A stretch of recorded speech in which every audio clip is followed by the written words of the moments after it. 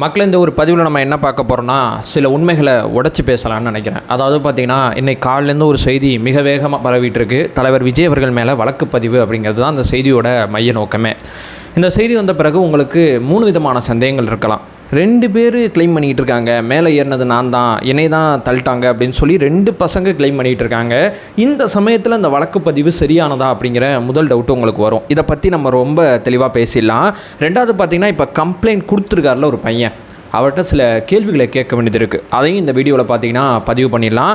3வது பார்த்தீங்கன்னா இந்த கேள்வியெல்லாம் கேட்கட்டும், ஓகே இதெல்லாம் ஒரு பக்கம் இருந்தாலும் தலைவருக்கு அடுத்து என்ன நடக்கும் அப்படிங்கிற ஒரு மிகப்பெரிய கேள்வி உங்கள் முன்னாடி இருக்கும். அதையும் இந்த வீடியோவில் சேர்த்து பார்த்துடலாம். ஒன்றா தெளிவாக நம்ம பார்க்கலாம். உற்சாக வணக்கங்கள், வாங்க பதிவுக்குள்ளே போகலாம். இப்போ முதல் விஷயம் மக்களே, அதாவது 2 பசங்க பார்த்தீங்கன்னா கிளைம் பண்ணிகிட்டு இருக்காங்க. ஒருத்தர் விழுப்புரம், இன்னொருத்தர் பெரம்பலூர்னு நினைக்கிறேன். முதல்ல அந்த விழுப்புரத்தில் இருக்கிறவர் மிக தீவிரமாக பார்த்தீங்கன்னா சப்போர்ட் பண்ணுறார். அதாவது சாட்டை துரைமுருகன் அவர்கள் இந்த வீடியோ பார்த்தீங்கன்னா முதல்ல ப்ரமோட் பண்ணி விடுறாரு. அதுக்கப்புறம் இந்த வீடியோ வைரலாக போனோன்னா அந்த பையன் வந்து வீடியோ போடுறாப்புல, அதில் இருந்தது நான் தான், எனக்கு எந்த பஞ்சாயத்து இல்லை, தேவையில்லாத இந்த சீன்லாம் போடாத அப்படின்னு சொல்லி சாட்டை அண்ணனுக்கு சரியான சாட்டை அடி பதில் கொடுத்தாரு.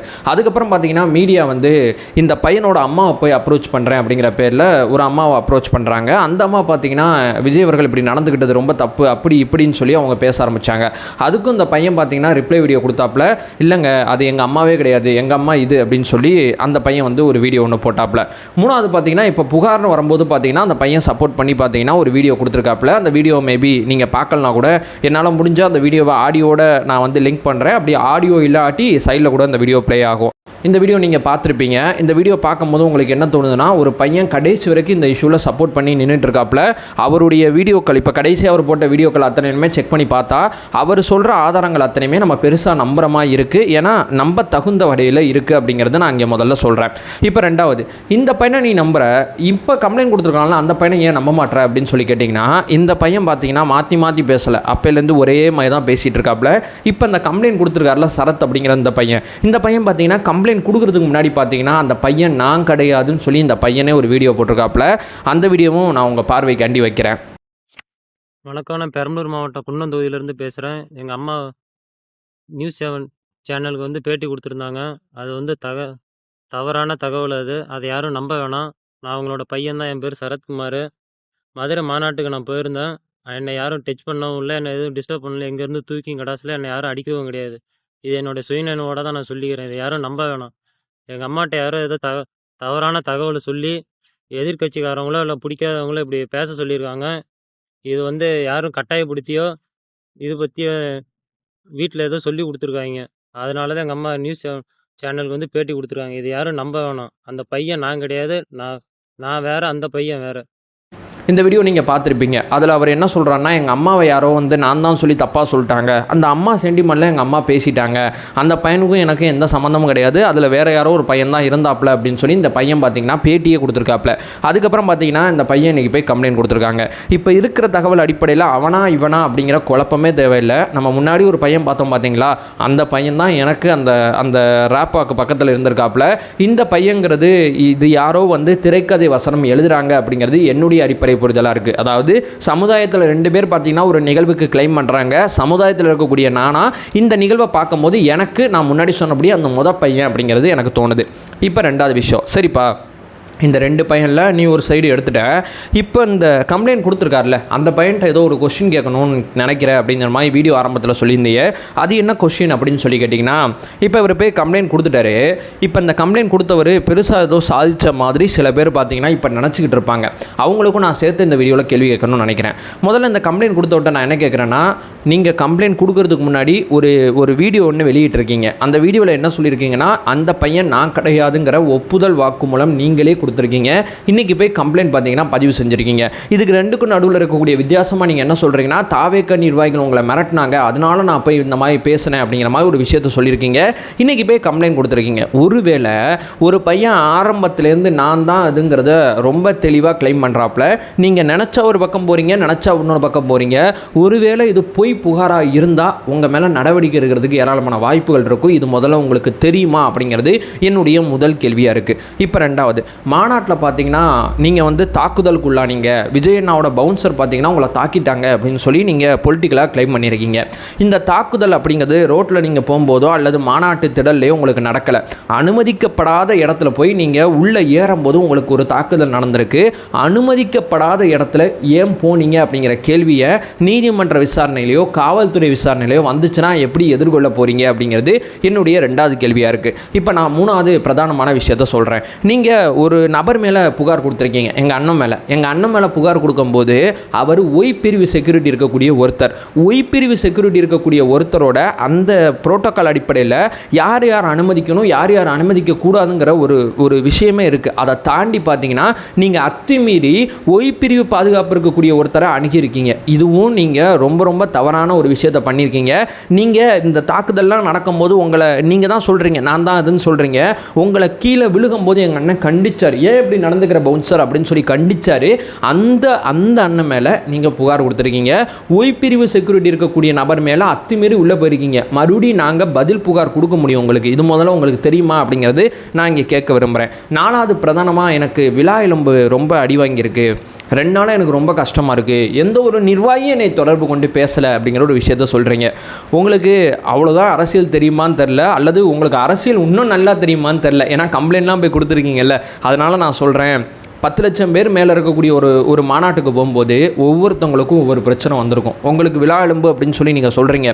எனக்கு இந்த கையில் சின்னதாக பார்த்தீங்கன்னா கையோட கலரே மாறிடுச்சு. இப்போ அந்த கலர் கொஞ்சம் கொஞ்சமாக மறுபடியும் என்னோட பழைய நிலைமைக்கு வந்துக்கிட்டு இருக்கு.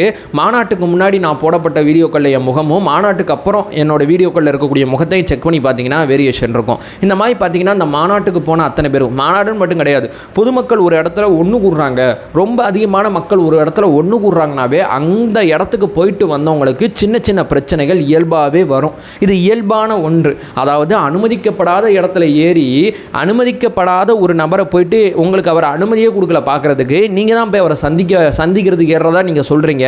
அப்பம்போது உங்களை விலக்கி விட்டவங்க மேலே தாக்குதல் அப்படிங்கிற மாதிரி பார்த்தீங்கன்னா நீங்கள் கொண்டு போயிட்டீங்க. அந்த கூட்டத்தில் நீங்கள் நல்லவரா கெட்டவரா, நீங்கள் உண்மைக்குமே விஜய் நான் பார்க்க தான் போகிறீங்களா, அல்லது மாலை போட போகிறீங்களா, துண்டு போட போகிறீங்களா, அல்லது இந்த சைடு கத்தி வச்சுருப்பீங்களா, அந்த சைடு துப்பாக்கி வச்சுருப்பீங்களா, யாருக்கு தெரியும்? அந்த பவுன்சர் மேலே நீங்கள் குறை சொல்கிறீங்க. நான் இதை என்ன சொல்ல வரேன்னா, மாநாட்டுக்கு போன அத்தனை பேருக்கும் சின்ன சின்ன பிரச்சனைகள் வந்திருக்கும். இது அத்தனையும் இப்படி ஊதி பெருசாகிறீங்களே, இது முதல்ல தகுமா? இப்போ நான் அந்த கையை எடுத்து போயிட்டு இங்கே பாருங்கள் மக்களே, இதை போட்டு இந்த மாநாட்டுக்கு போனதுனால என் கை இப்படி ஆயிடுச்சு. ஆமாம், அவர் 3 மணிக்கு தான் என்னை மாநாட்டுக்கு வர சொன்னார். நான் கொழுப்படுத்து போய் காலையிலே போனதுக்கு அவர் என்ன பண்ணுவார்? வெயிலோட தாக்கம் அதிகமாக இருந்ததுக்கு எங்கள் அண்ணன் என்ன பண்ணுவார்? இப்படி எல்லாத்துக்கும் போய் எங்கள் அண்ணனை பொலிட்டிக்கலாக நான் இப்போ உட்காந்து கிளைம் பண்ணினே இருந்தால் இது முதல்ல சரியா அப்படிங்கிறத நான் இங்கே கேட்க விரும்புகிறேன். கடைசியாக பார்த்தீங்கன்னா இதை வச்சு ஒரு ஊடகத்தில் பார்த்திங்கன்னா ஒரு விஷயத்தை க்ரியேட் பண்ணுறாங்க. விஜய் அண்ணாவோட ஃபேன்ஸே விஜய் அண்ணா மேலே புகார் கொடுத்துருக்காங்க, இது எப்படி இருக்குது பாருங்களேன் அப்படின்னு சொல்லி ஒரு விஷயத்தை பார்த்திங்கன்னா கிளப்புறாங்க. உங்களுக்கு ஒரு விஷயம் சொல்கிறேன், அந்த மாநாட்டில் நான் பார்த்த சில பேர் பார்த்திங்கன்னா ஓட்டே கிடையாது இந்த ஊரில். கேரளாவில் இருக்கிறவங்க, கர்நாடகாவில் இருக்கிறவங்க, நான் சில பேர்ட்டெல்லாம் பேசினேன், ஏன் கர்நாடகாலேருந்து வரீங்க, கேரளாலேருந்து வரீங்க, ஏன் அண்ணனை பிடிக்கும் அதனால் வந்தேன். அப்படிப்பட்ட ரொம்ப ரொம்ப நேர்மையான ராயலாக இருக்கக்கூடிய ஃபேன்ஸ்லாம் எங்கள் அண்ணனுக்கு இருக்காங்க. நீங்கள் ஒரு திரைக்கதை வசனம் இதெல்லாம் ரொம்ப அழகாக எழுதுனீங்க. முதல் நாள் ஒரு வீடியோ போட்டு அடுத்த நாள் வேறு ஒரு வீடியோ போடுறீங்க. அடுத்தடுத்து பார்த்தீங்கன்னா நீங்கள் உங்கள் அம்மாவோட சேர்ந்து புகார்லாம் கொடுக்க போயிட்டீங்க. நீங்கள் வந்து உண்மையான எங்களுடைய தொண்டரா அப்படிங்கிறதும் எங்களுக்கு தெரியல. எங்களுக்கு இப்போ தான் டவுட் வருது. ஏன்னா அதில் இருக்கக்கூடிய அங்க அடையாளங்கள் அத்தனையுமே செக் பண்ணி பார்க்கும்போது நீங்கள் வேற மாதிரி இருக்கீங்க, அவங்க வேற மாதிரி இருக்காங்க. இத்தனை சந்தேகங்கள் எங்களுக்கு இருக்கும்போது இந்த திரைக்கதை வசனங்களை பார்த்தீங்கன்னா விஜய் ஃபேனாக இருக்கக்கூடிய நாங்களாம் நம்ப மாட்டோம், தாவேக்கா தொண்டர்களாக இருக்கக்கூடிய நாங்களாம் நம்ப மாட்டோம். லட்ச மக்கள் வந்த ஒரு மாநாட்டில் ஒருத்தருக்கு பிரச்சனைன்னு போய் ஒருத்தர் எங்கள் தலைவர் மேலே புகார் கொடுத்தாருன்னா அந்த ஒருத்தர் யாருங்கிறதா நாங்கள் பார்ப்போமே தவிர எங்கள் தலைவரை சந்தேகப்பட மாட்டோம் அப்படிங்கிறது நான் இங்கே பதிவு செய்ய விரும்புகிறேன். அடுத்து நான் மிக முக்கியமாக ஒரே ஒரு விஷயத்தை மட்டும் சொல்லிட்டு இந்த வீடியோவை நான் எண்ட் பண்ணிக்கிறேன். அதாவது பார்த்தீங்கன்னா இதுக்கடுத்து என்னப்பா நடக்கும் அப்படிங்கிறது எல்லாரும் முன்னாடி இருக்கக்கூடிய ஒரு கேள்வியாக இருக்கும். அதாவது மேபி காவல்துறையிலேருந்து சம்மன் வரும், நம்ம என்ன ஆஜராகிறதுக்கு வாய்ப்பு இருக்குது. ரெண்டாவது பார்த்தீங்கன்னா காவல்துறையோட சைடில் தான் இருக்குது, இந்த புகாரை விசாரிக்கலாமா வேணாமா, இது உண்மைக்குமே இந்த புகார் சரியான புகாரா தவறான புகாராங்கிறது காவல்துறை தான் முடிவெடுப்பாங்க. விசாரிக்கலாம்னா சம்மன் அனுப்புவாங்க, சம்மனில் போய் அண்ணன் ஆஜராகிற மாதிரி இருக்கும், அல்லது காவல்துறை நேரடியாக வந்து அண்ணனை கூட இந்த விஷயத்தில் வந்து மீட் பண்ணலாம், என்ன வேணால் நடக்கலாம். இல்லை நம்ம அண்ணன் சைடில் பார்த்தீங்கன்னா நீதிமன்றத்தில் போயிட்டு பார்த்தீங்கன்னா ஏன்னா 3 பிரிவின் கீழ் வழக்கு பதிவு செஞ்சுருக்காங்க. நீதிமன்றத்தில் இந்த வழக்கு பதிவை ரத்து பண்ணணும்னு சொல்லி நம்ம தலைவர் வந்து வழக்கு கூட நீதிமன்றத்தில் போடலாம். சொல்லலாம். ரெண்டில் ஏதோ ஒன்று இதில் நடக்கிறதுக்கு வாய்ப்பு இருக்குது. இப்போ காவல்துறை அடுத்து என்ன ஆக்ஷன் எடுக்க போகிறாங்க அப்படிங்கிறத பொறுத்து நம்ம அண்ணனோட அடுத்த ஆக்ஷன் இருக்குங்கிறத நான் இங்கே பதிவு செஞ்சிடறேன். நான் முன்னாடி சொன்னபடி பார்த்தீங்கன்னா ஊரில் இருக்கிற பல பேரோட வழக்கை எங்கள் அண்ணன் நடத்திக்கிட்டு இருக்காரு. வவுஃப் விஷயத்தில் இஸ்லாமியருக்காண்டி ஆஜராகி வழக்கு நடத்திக்கிட்டு இருக்காரு. இந்த பக்கம் பார்த்தீங்கன்னா இந்த லாக்அப் டெத்தில் இறந்து போனவங்களுக்கு மனித உரிமை ஆணையத்தில் வழக்கு நடத்திக்கிட்டு இருக்காரு. இந்த பக்கம் தூய்மை பணியாளர் வழக்குக்கு நீதிமன்றத்தில் சப்போர்ட் பண்ணிக்கிட்டு இருக்காரு. அது மட்டும் இல்லாமல் அவர் பரந்தூர் விஷயத்தில் பார்த்தீங்கன்னா தேவைப்பட்டால் நான் வழக்கு போடுவேன்னு சொல்லிட்டு இருக்காரு. அவர் மக்கள் பிரச்சனைக்கு நீதிமன்றத்தை அணுகிட்டு இருக்காரு. ரொம்ப சரியான பாதையில் பயணிச்சுக்கிட்டு இருக்காரு. அவருக்கு ஒரு பிரச்சனை, அவரை வச்சு இந்த பொலிட்டிக்கல் விளையாட்டுலாம் விளையாடும் போது அந்த வழக்கு அவர் என்ன பண்ணுவாருங்கிறது சத்தியமாக சொல்கிறேன், அது அவருக்கே தெரியாது. ஏன் சொல்கிறேன்னா இந்த இடத்துல இந்த தமிழக அரசு என்ன ஸ்டெப் எடுக்க போகுது அப்படிங்கிறத பொறுத்து தான் எங்கள் அண்ணனோட அவர் மறுபடியும் லியோவாக மாறுறது லியோவாக மாறாது உங்கள் கையில் தான் இருக்குங்கிறத நான் சொல்கிறேன். நீங்களும் 10ஓட 11 இந்த விஷயத்தை கடந்து போனீங்கன்னா நாங்களும் 10ஓட 11 இந்த விஷயத்தை கடந்து போயிடுவோம். இல்லை நாங்கள் பயங்கரமாக ஏதோ ஒன்று பண்ணுவோம், ஏதோ ஒன்று செய்வோம்னா அப்புறம் இந்த செந்தில்வேலுக்கு சமீபத்தில் நடந்துச்சு பார்த்தீங்களா, அங்கிள்னு போயிட்டு பேசும்போது ஆன்ட்டின்னு பேசினார். எனக்கு தெரிஞ்சு இன்னைக்கு கூட ஹேஷ்டாக் போயிட்டுருக்குன்னு நினைக்கிறேன். நாளைக்கு போகும்னு சொல்லியிருக்காங்க. எங்கள் அம்மாவை ஏன் தொட்டிங்க, அதாவது விஜய் அண்ணாவோட அம்மாவை தொடும்போது பார்த்தீங்கன்னா 3 நாள் ஸ்டாலின் அவர்களை அங்கிள் அங்கிள் அங்கிள்னே போட்டு கதற விட்றானுங்க. ஸோ இந்த விஷயத்தை பசங்க சும்மா விட மாட்டானுங்க. இது காவல்துறை எப்படி லெஃப்ட் சைடு போகிறாங்களா ரைட் சைடு போகிறாங்களான்னு தெரியல. இது ஒரு பொலிட்டிக்கல் அஜெண்டா இருக்கக்கூடிய ஒரு சப்ஜெக்ட்டுங்கிறத மட்டும் காவல்துறைக்கு இது நல்லா தெரியும் அப்படிங்கிற ஒரு விஷயத்தை சொல்லிவிட்டு ஜனநாயகபூர்வமாக நீங்கள் என்ன செய்யணுமோ செய்யுங்க, ஜனநாயகபூர்வமாக நாங்கள் என்ன பண்ணணுமோ பண்ணுறோம் அப்படிங்கிற ஒரு விஷயத்தை சொல்லிட்டு இந்த வீடியோ நான் என் பண்ணிக்கிறேன். நம்ம சேனலை ஃபர்தராக ஃபாலோ பண்ணால் பொலிட்டிக்கல் சார்ந்து மிக முக்கியமாக பல்வேறு விதமான பதிவுகளை பார்த்துட்ருக்கோம். நம்மளோட ஒரே நோக்கம் அறியாமை அகற்ற வேண்டும், அறியாமை அகற்றப்பட வேண்டும். Thank you so much.